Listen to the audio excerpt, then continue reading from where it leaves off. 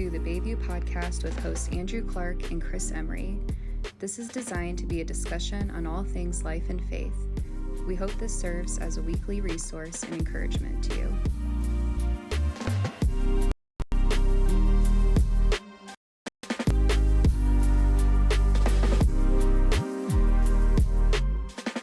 What's going on, everybody? Welcome to another episode of the Bayview Podcast. I'm one of your hosts, Andrew, joined as always by Chris. What's going on? Hey, man. How you doing? Doing well. Yeah? Yep. Right. It's been cold, but to me, winter's almost over. That's what I keep telling myself. Is that what you keep? I would say we're closer to the end than to the beginning, but yes. I don't know if I want to tell myself it's almost over. Yeah. These last 3 days made it feel like it was the beginning again, but I feel like with the recording of this podcast, you're right. We're almost at the end of February, which means 4 more months till.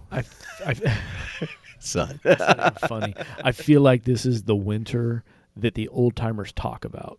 Mm-hmm. Like all the old men around Traverse City are like, back in my day. Yeah, me and Rainey had that conversation the other day. Yeah. He was the old man, but I resonated with him where it was like, he was like, yeah, this is what I'm used to. I was like, honestly, late 90s as a child, like early 2000s, we would get these crazy winters, and the last 7-8 years have made us soft. Yeah, but Rainey probably does remember that because for only being 50, he is an 80-year-old man. Yeah, in many it was ways. awesome. Yeah, it didn't shock me or surprise me at all that was our conversation in the car. Yeah, but I don't know. I'm trying just to put my head down and get through it every day. Like I'm not an anti-winter guy. Like I'm not that guy that's like, oh, I'm so sad. But this one's just been exhausting. Yeah. It's just disrupting everything. Yep. Like today was happy. Like I got up and like, oh, we don't have to do anything to our driveways today. Yeah. It's the first time in like a month. Yeah, I feel that. Yeah. So. Yeah, no, I look at it like we go in seasons up here, obviously, but I feel like social media goes in seasons too in northern Michigan, where we hit summer, we hit spring, and everyone's like, yes, it's spring, snow's melting, hallelujah. We hit the summer, everyone's like, yes, summer, beach. I feel like we hit late August, and or mid-August, everyone's like, I just want fall, Then we get to fall, and everyone's like, I just want winter, and some people are like, but I want summer. And then we get to winter, and everyone celebrates. I feel like there's a genuine celebration. Yeah. And then right about now, we're hitting, I hate winter, why do I live here? Yeah. And that's like the post, and then it'll start all over again. It's a cycle. And I think I've heard that, and I've probably even said that it's not necessarily the winter time of December or even January. It's when we get to later in February and into March where we're just ready for it to be over. Yeah. And it just keeps going and lingering and lingering. And Yeah. and this type of winter where, what I read, we've had 128 inches of snow. Let's go. Yeah. Which is way more than normal. Like that's Yeah. like 50 inches, almost more than normal. But now I'm thinking like, man, it could warm up. It could hit 80 for the next week, and there would still be snow on the ground. Yeah, 100%. It's going to take forever for the snow to go 100%. away. That's what it feels like. The banks in my driveway, I'm like, gosh. Or the mountains in the parking lots. Yeah. Like mountains. Yeah, I feel like this is winter. November, December, January is holidays. Yeah. That's a good call. I feel like late January to now we're in winter is what That's it feels a good call. like. So. I think this is the winter that I've been dreading since I moved here in 2010 of like knowing there was this potential. And so now part of me, I was thinking this yesterday, like, you know what? I made it through this winter. If I can make it through this winter, this is bad. Yeah. It's not going to get worse than this, most likely. So, I don't know. I'm still a fan of global warming, hoping that Al Gore wasn't as crazy as we thought. So, anyway. Well, that was our old man conversation. Can't wait for a couple months when we can be raining and we can look out the window and say, wow, we needed this. We needed this, yes. Be good. Yes, and then we can start listening to all the complaints about traffic and tourism and I don't even know, whatever. So, hey, so sorry to waste your time on that, but Andrew and I haven't had a lot of time to catch up. We've been running around a little crazy, and I've been out of town. You've been out of town. There's going to be like a disclaimer. Podcast starts at 4 minutes. Maybe we can like offer like a fast forward button, like 4 minutes, boom, Yep. to when we get going. Exactly. But we're wrapping up final couple weeks on relationships, and I've had some good conversations. I don't know about you, but I've had a lot of people saying like, "Wow, this series of relationship in a good way, it's really dredged up a lot of things that needed to be addressed." And, and I've heard that in relation to marriages, broader family scope, friendship, things like that. So I think it's been a really important series. Yeah. Diving into the different elements where we've been. I thought you just did a great job last week or 2 weeks ago with friendship. And then this last week, we kind of took a turn and we're kind of getting towards the end. But we hit one that's not unfamiliar. It's one that's probably, even for people that don't go to church, would probably know the saying, and that is the teaching of Jesus that we're to love our enemies. Yeah. What are some of your earliest memories of how that was taught or how you viewed that statement?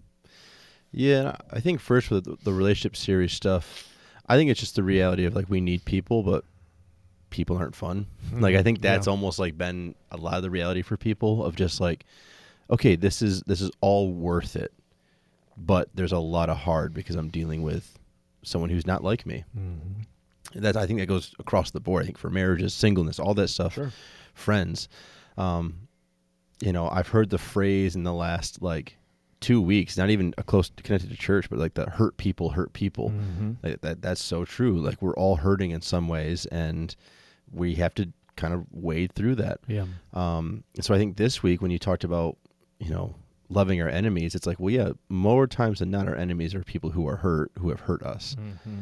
And, so from an early age, that was always taught, at least love your enemies was like, gotta be nice to everyone. Right. Like that's the earliest thought I have from like Sunday school was like, Jesus wants us to be nice to everyone. Yeah. And that means even the people that are a bully to you will like be nice right back to them because Jesus would be nice to them. Yeah. The whole concept like turn the other cheek and all that kind of stuff. Like it was just always, I feel like just framed in that way. Yeah. Never talked about forgiveness, never talked about actual like dealing with the issue. It was just like smile and wave, boys. Like, like that was the mentality. Yeah. Put on that front. Like it's fine, if little bully Joey takes your cookies, give him your carton of milk too. Kind of. Let me adjust my Christian tie and fix myself. And I don't think that's at all I think it really hit me hard this week in prepping for this topic because as a pastor, and we're both pastors, I'll let all of our listeners know a little secret, and maybe this is hard for you to swallow, but we don't like everybody. Like there are people in my life I just don't like them. Like in meaning, like when I say I don't like them, I'm not anti them. I'm just we're not buddies. There's people that I don't get along with. There's people that maybe personalities clash. That doesn't make them my enemy. Yeah. And I think so often I thought like, well, my enemy are the people I don't like or don't get along with, or my enemy is the faceless individual that is protesting against my beliefs or trying to take. I mean, in some way, shape, or form, yes, I suppose that is. Yeah. But what we talked about this last weekend really brought it home for me, and that is if we look at this Sermon on the Mount as this continuous teaching, which it was. So although our Bibles break it out into digestible sections and categories, Jesus was just teaching. Yeah. So in this particular passage, he actually begins the topic of revenge. He's like, hey, listen, if someone comes up and smacks you on the cheek, man, turn that other cheek. If someone demands something of you, go further. If they want to take something from you, do the most unexpected thing. Give them more. Yeah. And he said, because we are, and he starts with this saying, we all know how the saying goes, an eye for an eye, a tooth for a tooth. And he's saying, like, listen, I get it. When someone comes at you and they hurt you, you're going to defend yourself. You're going to retaliate. You may pay them back pain for pain. That's how the world goes. But I'm pushing you someplace different because when these things happen, I'm going to tell you, turn the other cheek, go the extra mile, give them your coat, and love your enemies. And so he flows right into this topic, which for me made it very personal, recognizing that probably the people in my life that would fall into this enemy category, if I'm looking at people that have hurt me or taken from me or treated me unfairly or unjustly, the people that are probably the hardest for me to forgive as an enemy are the ones that were once close to me as friends. Yeah. Yeah. And I think that's kind of more what he's talking about. He's talking about the people that are close enough to hurt you. Yeah.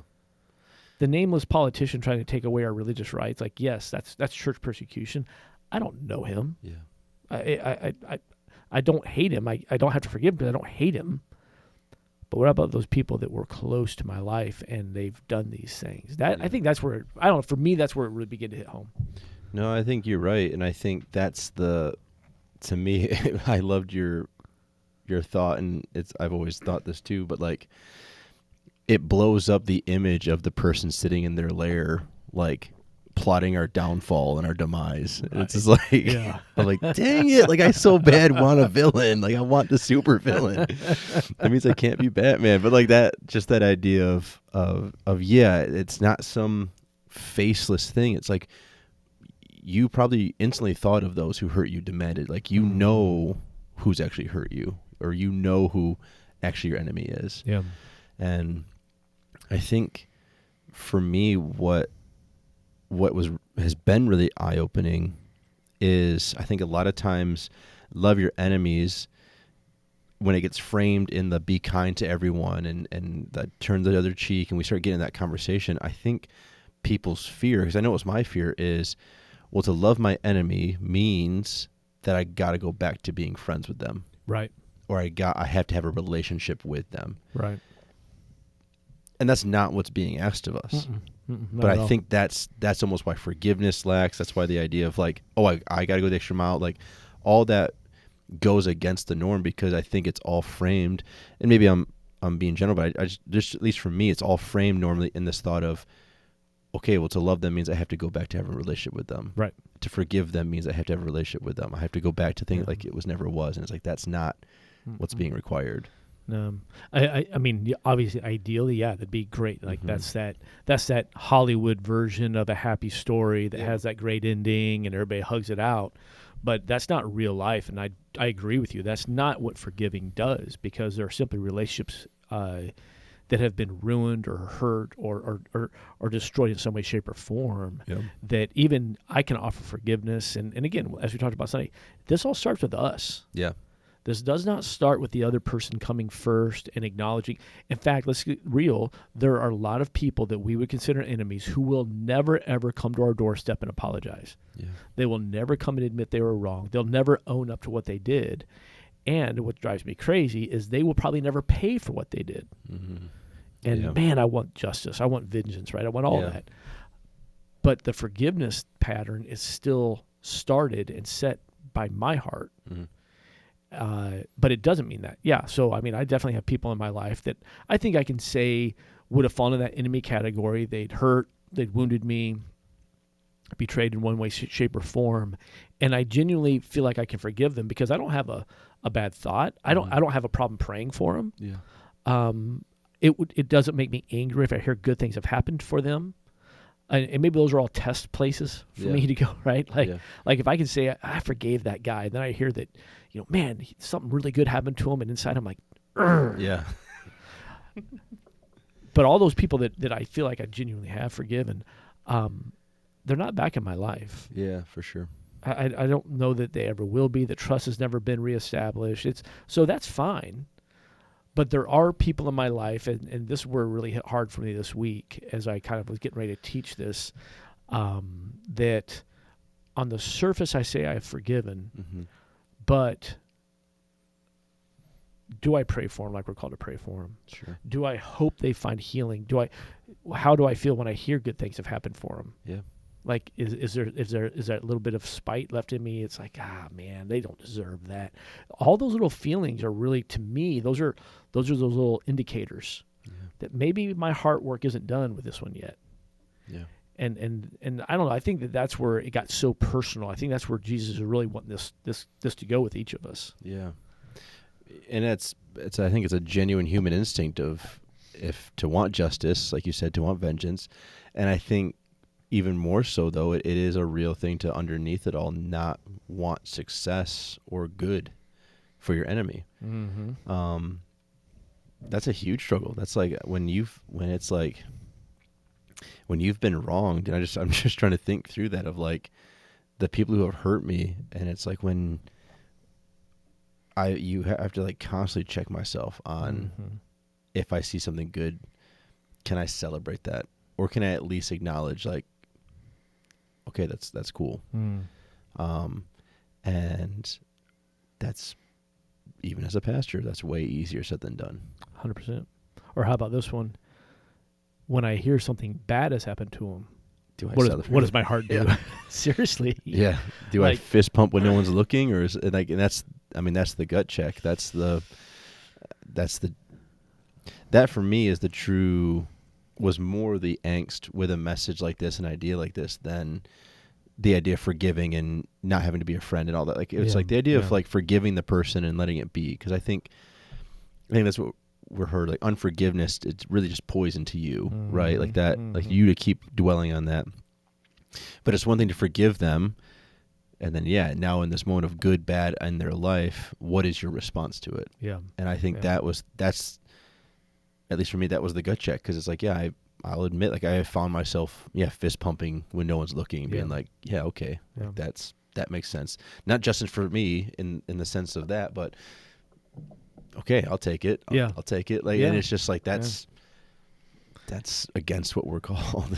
It is, and I think that's where it's such a battle. And I think that, and if you're listening, I just want you to know that's we're just trying to be totally real and honest with you. Like we have not figured this out yet. I think that is this continual heart work that we're always doing. Yeah. Is that even as pastors doing what we do, we still have wounds from personal hurt and betrayal and whatever it may be.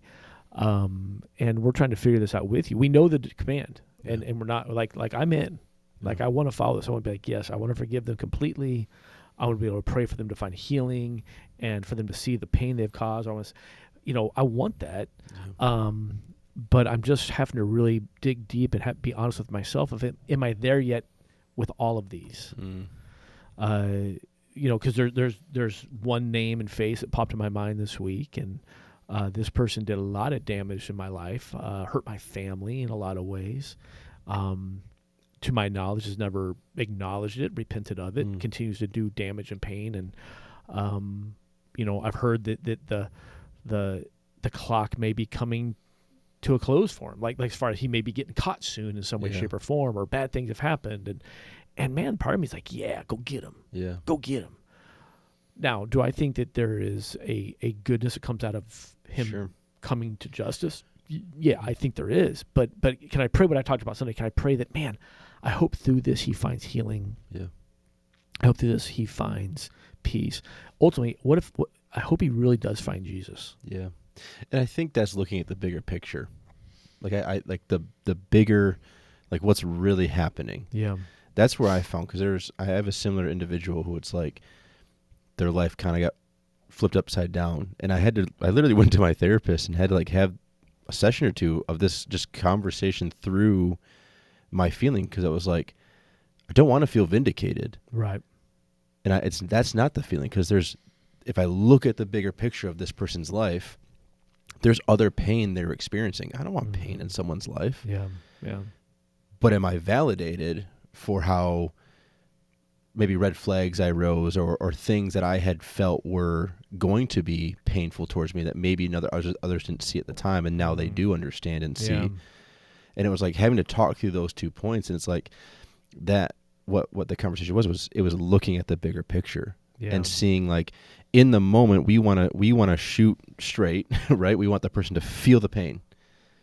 And I think it's like that is such a narrow looking through the scope, and not, instead of, if you back away and see the whole thing, we realize, oh, they're going to experience pain, but what about all this other things that's going on in their life, or other things that have to do with those connected to them? Like, there's a ripple effect to it. In the same way there's a ripple effect from the pain we feel. Yeah.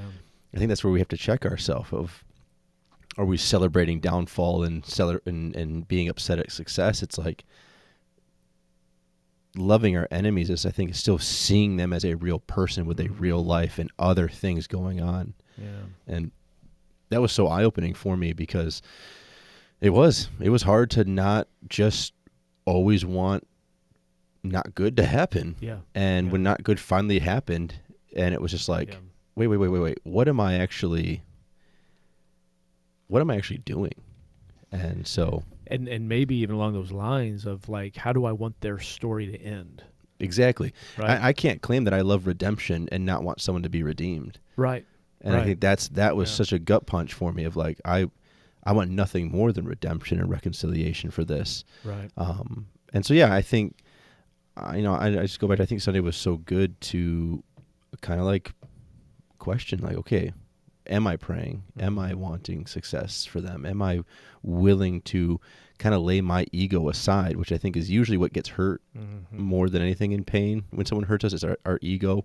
Sure. I know there's other stuff that comes with it, but that's the part that kind of keeps us, I think, from seeing the bigger picture. That God loves that person just as much as they love you. Yeah, and that's a tough one to wrap your mind around. I mean, it's an easy concept, but to accept it, and I don't know. And I think that's where I was going Sunday, where I sure there's some people that maybe this rattled their cage a little bit, but when I mentioned that, hey, in my humanness, I can't say that if I think of my worst enemies, the worst of the worst enemies that have been in my life, I can't say I even want to see them in heaven. Yeah. No, that's not my humanness, right? That's just me being honest of like, which means this, do I want a redemptive story to play out in their life or not? Yeah. And that's what this is really all about. Do I love my enemies enough to pray for God doing something in their life, even if it's not me, and again, it doesn't mean I'm back in their life. Yeah. Like I have another friend who was pretty significant in the world of betrayal and lying and hurt, caused a lot of pain, burned all the bridges. Didn't burn some, burned all the bridges. Yeah. Burned the cities down with it, kind of thing. Still have not talked to him. I have not had the opportunity. I'm not avoiding him, but my understanding is that this individual has recommitted his life to Christ, has found sobriety, has turned a lot of things around. Now, I have no firsthand knowledge of this, but I hear about it, and so now I'm even with that one of not just have I truly forgiven him, but do I trust it? And I mean I know trust goes out in buckets and trickles in, but do I trust it that Jesus can? Maybe I don't know. Yeah. I maybe I'm rambling because I don't even know how to feel. So I'm processing these feelings. Yeah. I'm like, wait a second, this guy caused me a lot of pain. Now I hear he found Jesus. Is that his get out jail free card, or could this be real? Yeah, but if you believe in a redemptive God, then I think that's the answer. Like, and that's what's hard is because, again, because of people and knowing situations and knowing ideas and thoughts and decisions people make, it's so easy to like frame the get out Jesus free or get out jail free card and all that. And I think I would agree with you where it's like that's such a hard spot to be in, but it's like that's where, again, it's not on us, and this is something I've learned, like it's not on me to fix the person. 100%. It's not my responsibility to redeem them. 100%. So if I'm trusting that God's a redemptive God, then I'm going to trust the work he does because he's the only one that actually knows someone's heart. Yeah. And I think that has been such like a reminder for me to just take a deep breath and let God do what God does and deal with our enemies however he may deal with them. Yep. Because in the same way, again, if I'm looking at the bigger picture of it all, I am someone's enemy. Yep. And I'm hoping God's redeeming me too. 100%. And I think that's been such a huge step in this direction of being willing to love enemies the way we're supposed to. Yeah, and I think for me, what you just said is really kind of straight right there of recognizing my own story in relation to the story of the people that I would consider enemies. Because I know in my own personal walk that there was a large season where I wasn't following Christ and I was living for myself and I was making a mess of my life and causing pain and all of these things. And I do remember when I had this radical moment with Jesus where I walked away from my party lifestyle overnight. Like I was like, it was this weird, lack of a better term, this weird come to Jesus moment. Yeah. And it stuck, and I meant it. But man, people did not trust it. Yeah, they did not. Like I remember months and months of people being like, "Whatever, dude. Like that's not. We know who you really are. We know what you've done." And there were times where it was so frustrating. I wanted to be like, "No, it's real." I had to earn that. I had to just keep walking. But I knew inside what Jesus had done in my life. I knew the redemption I'd been through, the forgiveness I'd been through. And so then it takes me back to probably why that story in Matthew 18 is so important when Jesus talks about the unforgiving servant who does go and receives incredible forgiveness from the king for millions of dollars, but turns around and fails to offer even a sliver of that forward to the person that owns a small amount of money. And so for me, I'm like, okay, are any of the people in my life that have hurt me that I would consider in that enemy circle, are they worse sinners than I was? Yeah. Now, they might have a more impressive rap sheet, but I can't say they were worse sinners. Yeah. And yet I'm here waving the banner of like, I'm redeemed, I'm forgiven, look how good God is. But he ain't that good because he can't do it on that guy. Yeah. Well, that that makes me the pathetic, unmerciful servant. Yeah, and we're boxing God in. Like, there's all this stuff there. And I think that when you shared that that story from the Bible of that idea, like that's exactly it. And I think that's what, in my own story that I shared, like that was the issue I was having was I knew what that person was feeling, or I had been in similar shoes to that person. Their pain had caused similar things to what they were now experiencing. So I'm sitting here saying, and I've seen how God has used it for more redeeming grace in my life. So I'm like, why would I not want the same thing? And it was that, again, just kind of working through that and seeing like, no, it's not a vindication. It's not vengeance. It really was a step back and be like, okay, you weren't crazy. So there's your justice. You weren't crazy. You were hurt. It was real. But also, now let's pray and hope and desire God's redemption in their life. And so I think there's, it's a process. Yeah. It's kind of a never-ending process, it feels like. And I think probably depending on what type of wound it is, it's a longer journey. So we're certainly not naive to be like, hey, if it was something deep, maybe something deep and horribly abusive from a childhood. Yeah. Well, I get it. You're not going to be like, I forgive Dad or whoever it was. And no, it's probably this continued process of releasing it, letting it go, allowing that healing to come in over time. But I think it does start with a decision that says, I'm going to forgive. I'm going to move towards forgiveness every day a little bit more. Yeah. All right, let me flip it around before we wrap it up here. So this just came to my mind as you were talking. I don't know if you watch or not. My wife and I, we love watching the show Survivor. We love the game show Survivor. And if you know the show, which if you don't know the show, I don't know where you've been for the last 30 years, but anyway, it all ends with the final 2 or 3 people. It's moved to 3 now. And you're trying to get the money, and you have one opportunity to tell the jury why you deserve the money. Yeah. And it's like your final plea to get their votes. And so as you're thinking, I was just kind of processing through, all right, who are the people who I'm the enemy? Yeah. So there are certainly people that have been in my life in the past where I caused the pain, and they have every right to be angry with me. They have every right, honestly, in human terms, they have every right to hate me. Yeah, without a doubt. If I were standing before them, what would be my pitch to say this is why you should forgive me, other than Jesus said so? Yeah, and I was thinking, okay, well, I think I would tell them, everything you're feeling is justified. Yeah. I get it. You should. I hurt you. I don't expect friendship and closeness to come back. That's not an expectation. I get it. It's real. But I think I would want them to know, like, no, but the change that Jesus did in me, that is real. Yeah. And I'm not that person anymore.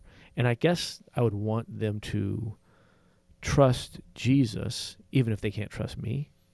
Yeah, I think that's fair. And so if I flip that around, do I trust Jesus enough that even if I don't trust that person, that I can forgive them and trust that he's still working on their life? Yeah. Yeah, I think that's what I would hopefully say and hopefully desire. And I think in the same way, like, I look at it like if we desire grace and forgiveness and mercy and all the things that we read about Jesus offers, it's like, are you willing to love your enemy enough to desire that for them too? Mm-hmm. Yeah. And realize that, you may not get to see justice and vengeance and pain this side of heaven. Yeah. Yeah. And that's a real thing. But we're called we are called to love our enemies. And vengeance and justice and pain may never be part of the equation. Yeah. And how many times do those don't fix anything? No. The pain still happened. The hurt's still there. Yeah. Especially with those, sadly, that are really deep and dark. It's like, yeah, I think you're right with like the time that it's going to take. And again, it's a healing process. And I think forgiveness can be at some level of process. And so it's just going to be a while. But it doesn't change the fact that like God could still redeem that person. Yeah. Yeah. Well, I think for me, I just keep going back to, we read it Sunday, but it's just the passage out of 2 Peter 3, verse 9, where it's like, hey, the Lord isn't really being slow about his promise, as some people think. No, he's being patient for your sake. So one, God's patience is probably one of my favorite qualities because I test it probably more than any of other qualities, right? His patience for me, his patience with me.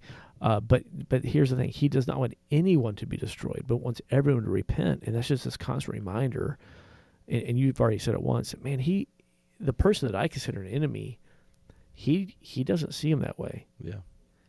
He sees him as that prodigal son or prodigal daughter. He may see, if they're not close, if they don't know him, well, they're lost. Yeah. But we love the qualities that we read about going after the lost son. We love everything about that because we were once lost sons. Yeah.